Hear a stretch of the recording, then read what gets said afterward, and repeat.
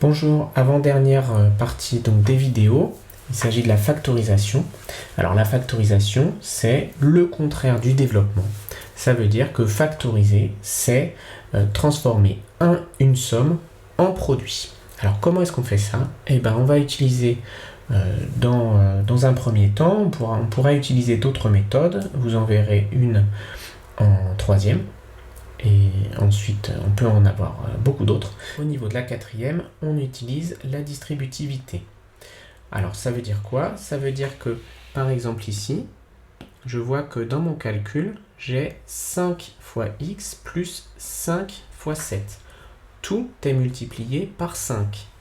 Donc, puisque tout est multiplié par 5, eh ben, je peux le mettre devant une parenthèse. 5 fois x plus 7. Si j'écris comme la manière de droite, j'ai bien tout est multiplié par 5 et j'obtiens facilement la partie de gauche en utilisant la distributivité. C'est-à-dire que si je dis que ce 5, je multiplie par x puis par 7, ben j'aurai bien 5 fois x plus 5 fois 7. Alors on va toujours utiliser ça, mais attention, ce facteur n'est pas forcément visible. Par exemple, 12x plus 20, je ne vois pas de facteur commun, mais je peux en chercher un. Par exemple, j'imagine les facteurs de 12 et de 20. 12x, c'est 4 fois 3x. Pourquoi je l'écris comme ça? Parce que 20, c'est aussi 4 fois quelque chose. C'est 4 fois 5.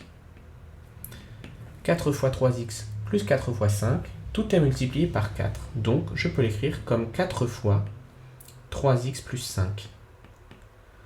Là encore, en utilisant la distributivité, je vois bien que je peux passer de la partie de droite à la partie de gauche.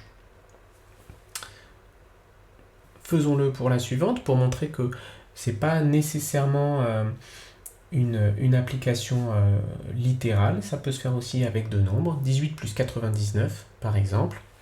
Ben, je peux dire que c'est 9 fois 2. C'est 2 fois 9. Je vais mettre comme ça. C'est 2 fois 9 plus 11 fois 9. Tout est multiplié par 9, donc je peux factoriser, je peux utiliser la distributivité pour écrire autrement. Je peux écrire que c'est entre parenthèses 2 plus 11 fois 9. Et enfin dans la dernière, j'ai rajouté cet exemple pour qu'on voit que le facteur n'est pas nécessairement un nombre. Par exemple, dans le dernier cas, c'est x le facteur commun, puisque 3x au carré, je peux l'écrire comme 3x fois x, 3 fois x fois x, 2x, c'est 2 fois x.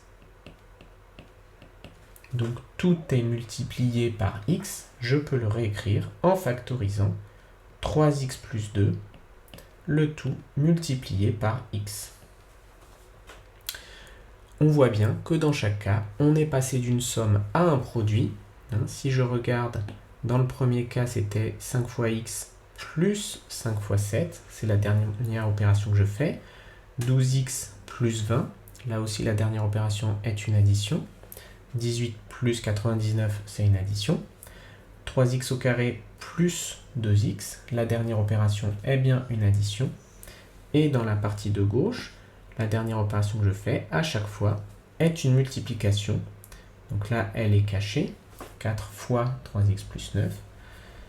C'est une multiplication puisque j'ai utilisé le principe de la distributivité et l'utilisation des parenthèses. Voilà, c'est tout ce qu'on avait à dire sur cette partie.